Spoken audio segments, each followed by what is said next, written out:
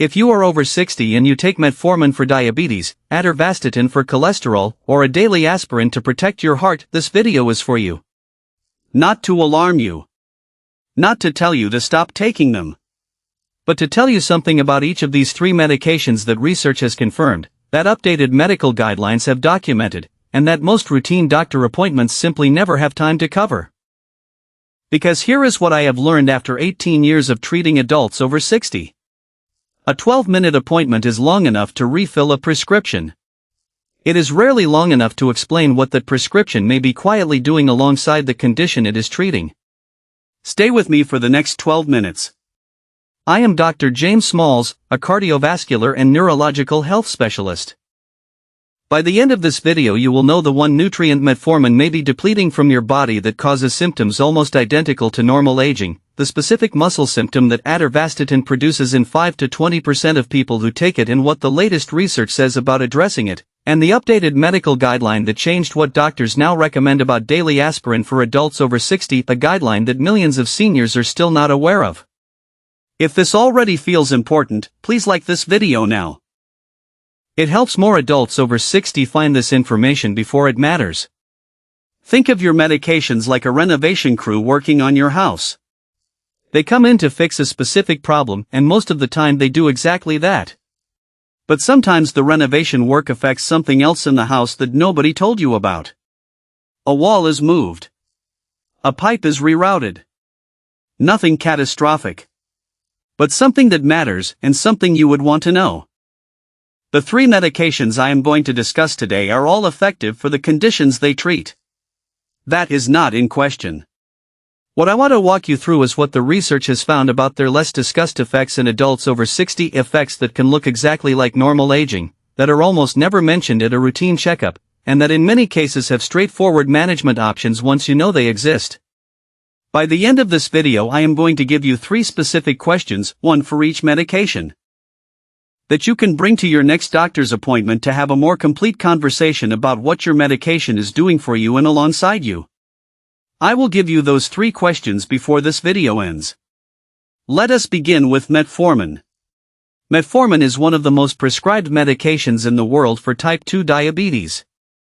It is effective, widely available, inexpensive, and for most people it does exactly what it is supposed to do: help control blood sugar levels. But there is a connection between long-term metformin use and vitamin B12 levels that the research has been documenting for years, and that most patients on metformin are never told about. Metformin can interfere with the way vitamin B12 is absorbed in the small intestine. Over months and years of daily use, this interference can gradually lower B12 levels in some people. Research suggests that 10 to 30% of individuals taking metformin may develop low vitamin B12 levels over time. For those taking higher doses, 1,500 milligrams or more per day, or those who have been taking it for 4 or more years, the risk is significantly higher. One study found that long-term use of 4 or more years was associated with 3 times the risk of B12 deficiency compared to non-users. Now here is why this matters so much for adults over 60 specifically. The symptoms of vitamin B12 deficiency are almost identical to what most seniors assume is simply normal aging. Fatigue and weakness. Numbness or tingling in the hands and feet. Balance problems. Memory changes. Slower thinking. These are the exact symptoms that adults over 60 most commonly dismiss and most doctors most commonly attribute to age when they appear in an older patient. A 2024 report published in the journal Endocrine Practice confirmed this is significantly underdiagnosed.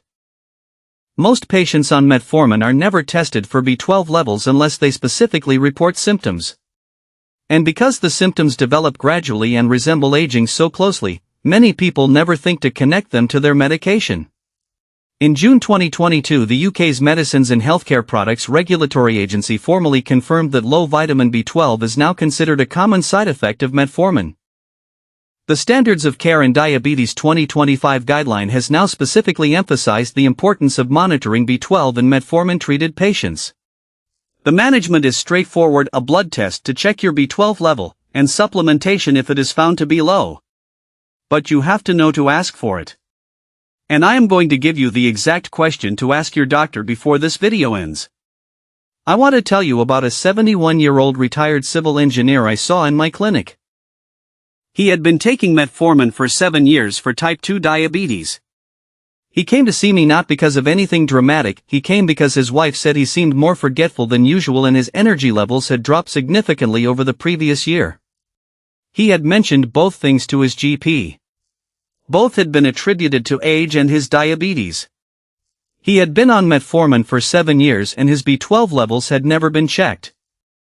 When we tested his B12 it was significantly below the optimal range, in the range associated with neurological symptoms including the memory changes and fatigue he had been experiencing.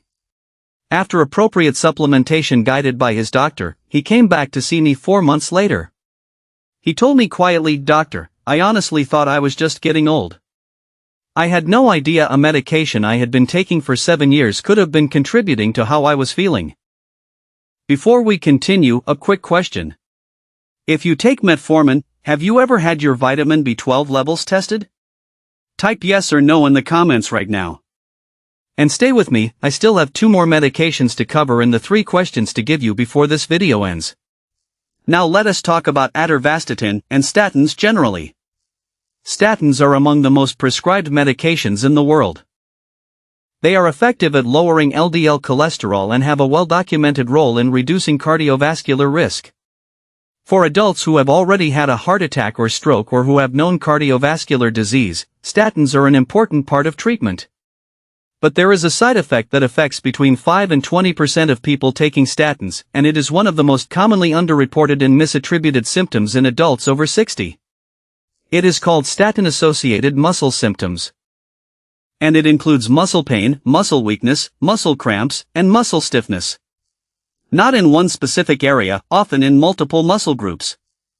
Often described as a flu-like ache that the person cannot quite explain. Here is the mechanism. Statins work by inhibiting an enzyme in the liver that controls cholesterol production. But that same pathway also produces CoQ10, coenzyme Q10, a molecule that is essential for cellular energy production, particularly in muscle cells. When statins reduce the production of CoQ10 in muscle tissue, some people experience what researchers call mitochondrial dysfunction. The muscle cells cannot produce energy as efficiently as they should. The result is the muscle symptoms.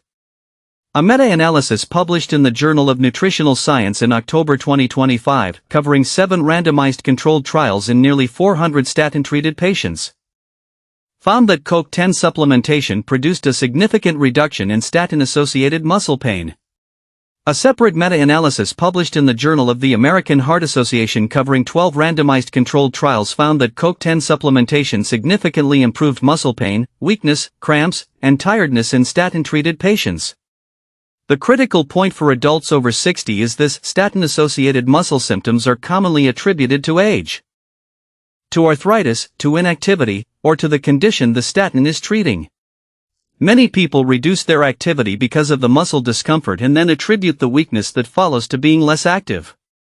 The cycle is difficult to identify without knowing it is happening. This does not mean stop taking your statin.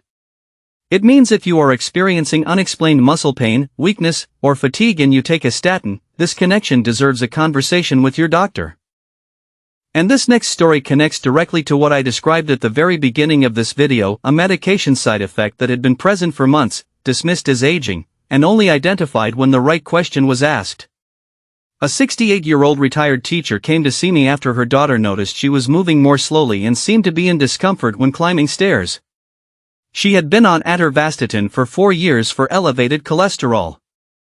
She described the muscle discomfort as something that had gradually crept up on her. "I just thought my joints were getting worse," she told me. "I thought it was what getting older felt like." When we reviewed her medication history and assessed her symptoms together, the pattern was consistent with statin-associated muscle symptoms. She had never connected her muscle discomfort to her cholesterol medication. Neither had her previous doctor, because she had never specifically reported it as a medication-related symptom. It had always been framed as joint pain or general stiffness from age. After a discussion with her doctor and appropriate evaluation, her medication was reviewed and her symptoms significantly improved. She told me at her follow-up, "Doctor, why didn't anyone tell me sooner that what I was feeling could be connected to my medication? I thought it was just me getting older faster than I should. Now let us talk about aspirin. For decades, taking a low-dose aspirin every day was widely viewed as something almost every adult over 60 should do to protect their heart. Many adults over 60 still take a daily aspirin based on that old guidance they received years ago that has since been substantially updated. In 2022, the United States Preventive Services Task Force, one of the most authoritative medical guidance bodies in the world, issued what is called a Grade D recommendation. That is the strongest possible recommendation against a practice.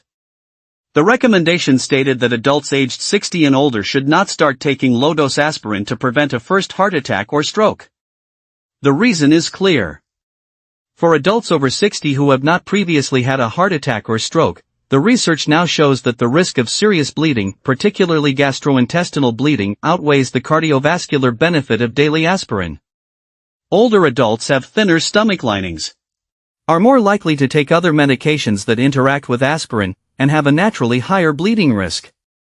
A March 2024 report found that 31% of older adults who take aspirin do not know about this bleeding risk. This does not mean aspirin has no role. For adults who have already had a heart attack, a stroke, or who have known cardiovascular disease, daily aspirin is a different conversation entirely, and the benefit for secondary prevention remains well established. The updated guidance specifically applies to primary prevention, adults taking aspirin to prevent a first cardiovascular event. If you are taking a daily aspirin and you are over 60, this is not a reason to stop it immediately. It is a reason to have a specific conversation with your doctor about whether you fall into the primary prevention category or the secondary prevention category, and whether the current guidance changes your recommendation. Now let me give you what I promised. The 3 questions to bring to your next doctor's appointment. If you take metformin, ask this: I have been taking metformin for diabetes and I have read that long-term use can reduce vitamin B12 absorption. Have my B12 levels been tested recently? If not, can we add that to my next blood panel? If you take Atorvastatin or any statin, ask this: I have been experiencing some muscle discomfort that I have been attributing to age. I take a statin and I have read that statin-associated muscle symptoms are documented in 5 to 20% of statin users. Could my symptoms be connected to my medication, and is there anything we should do to assess or address this? If you take a daily aspirin, ask this: I take a daily aspirin and I want to understand whether I am taking it for primary prevention or secondary prevention.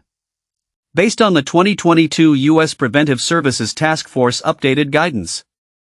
Am I in the group where aspirin is still recommended, or should we reconsider my current regimen? These 3 questions will not make your doctor defensive. They will make your appointment significantly more useful. Doctors want informed patients. These questions signal that you are paying attention and that your care matters to you. Let me bring this together. Metformin effective for diabetes. But long-term use is associated with B12 depletion in 10 to 30% of patients. B12 deficiency symptoms look identical to normal aging. A simple blood test identifies it. Ask to have your levels checked. Atorvastatin and statins effective for cholesterol. But statin-associated muscle symptoms affect 5 to 20% of patients. They are caused in part by CoQ10 depletion. They are commonly mistaken for aging or arthritis. A conversation with your doctor about your specific symptoms is the right first step. Aspirin, still appropriate for secondary prevention in adults with known cardiovascular disease. But the U.S. Preventive Services Task Force now formally recommends against starting it for primary prevention in adults 60 and older. 31% of seniors taking aspirin for primary prevention are not aware of the bleeding risk. This is not fear. This is information. And now you have it. If this video helped you, please give it a thumbs up, subscribe to the channel, and turn on the notification bell so you never miss a video that could protect your health. Drop a comment below and tell me, which of these 3 medications do you or someone you love take? And had you heard about any of these findings before today? I read every single comment and your answer might be exactly what another viewer needed to hear. Share this on WhatsApp with someone over 60 who takes any of these 3 medications. One conversation today could be the most important health conversation they have this year. I am Dr. James Smalls. Take good care of yourself and the people you love. Medical disclaimer: this video is for general educational and informational purposes only and is not a substitute for personalized medical advice, diagnosis, or treatment. All patient scenarios presented are fictional and used solely for educational illustration. The information about medications presented in this video is based on published research and updated medical guidelines. It does not constitute personalized medical advice. Do not stop or change any medication without first consulting your own physician. If you are experiencing symptoms you believe may be related to your medication, contact your healthcare provider promptly.